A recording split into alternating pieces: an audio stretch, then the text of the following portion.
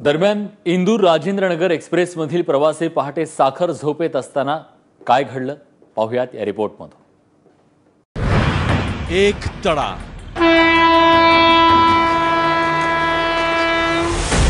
एक अपघात, 100हून अधिक बळी।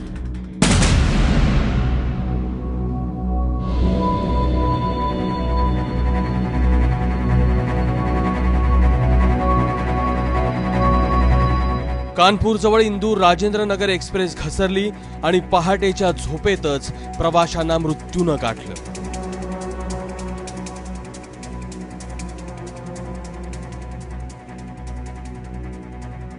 दुर्भाग्य से जो बहुत बड़ा हादसा कानपुर के नजदीक हुआ है उसके बारे में उच्च स्तरीय जांच करने का निर्देश मैंने फौरन दे दिए हैं। जहां जहां भी संभव होता है नजदीक से सभी हमारे जितने रिसोर्सेज थे उसको पूरी मात्रा में मोबिलाइज किया है।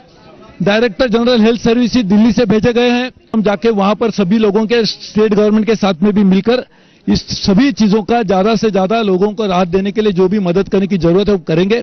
अभी इमीडिएटली हमारे सामने जो कार्य ये है कि रिलीफ देना, लोगों को राहत देना, लोगों की मदद करना, वो काम हम कर रहे हैं। पण या अपघाताच्या भीषणतेपेक्षा या अपघाताचं कारण जास्त भीषण आहे।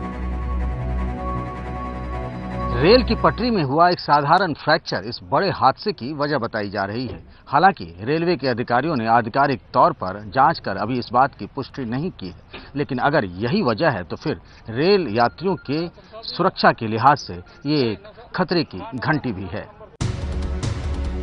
देशात तब्बल 1,15,000 किलोमीटरचं रेल्वे रुळांचं जाळं आहे। त्यावरून देशात दररोज 12,617 पॅसेंजर रेल्वे आणि 7,421 मालगाड्या धावतात। वर्षाला तब्बल 800 कोटी प्रवाशांची ये-जा या रुळांवरून होत असते। त्यासाठी दरवर्षी तब्बल 8,10,000 कोटी रुपयांची तरतूद केली जाते। तर एकूण तरतुदीच्या निम्मा खर्च हा फक्त रुळांच्या देखभालीसाठी होतो। पण असं असतानाही रुळांची काळजी घेणं का शक्य होत नाही?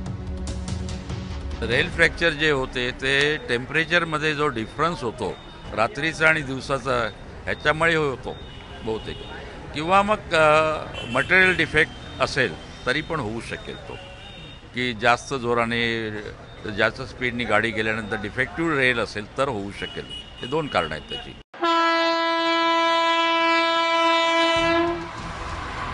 मुंबईसारख्या शहरात दररोज 70 लाख प्रवासी अशा रुळांवरून ये-जा करत असतात।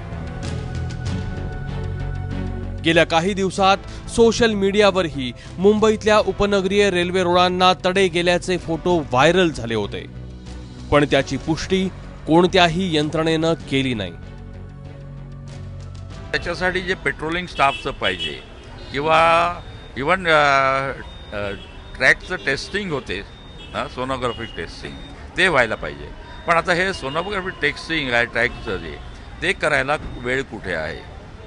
प्रवाशांना आश्वासन दिली जाते, गाड्या वाढवल्या जातात प्रवाशांच्या डिमांडप्रमाणे, पण मेंटेनन्ससाठी स्टाफ वेळ पाहिजे तो कुठे नसतो। खरं तर रेल्वेनं भारताला एक संघ ठेवलाय। आर्थिक सांस्कृतिक देवाणघेवाणीतही रेल्वे महत्वाची भूमिका बजावतीये। पण त्याच रेल्वेला वाहून नेणारे रूळ जर घात करणार असतील तर त्यावर आता जालीम उपाय शोधण्याची गरज आहे। कानपूरहून पंकज झासह अक्षय भाटकर, एबीपी माझा, मुंबई।